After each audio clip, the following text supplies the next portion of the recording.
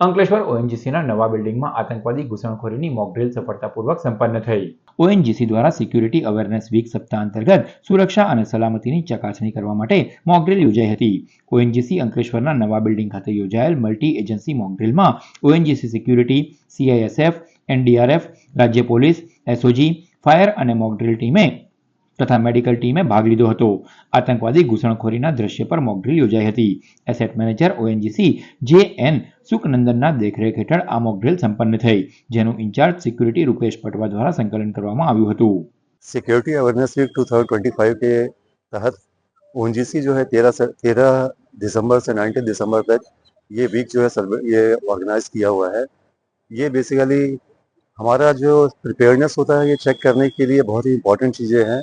और इस बार हमने कंबाइंड मॉक ड्रिल का आयोजन किया है जिसमें सारी स्टेट एजेंसीज हमारे security, medical and fire services के साथ एंगेज है।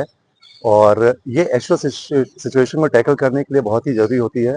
एंड इस बार भी ये मॉक ड्रिल हो चुका है जिसका परफॉर्मेंस बहुत ही अच्छा रहा है और इसमें कोई लैप्सेस ऑब्जर्व नहीं गई है कि नहीं गई है। और ये जो आने वाले कभी ऐसी सिचुएशन होती है उसको हैंडल करने के लिए बहुत ही फ्रूटफुल होता है।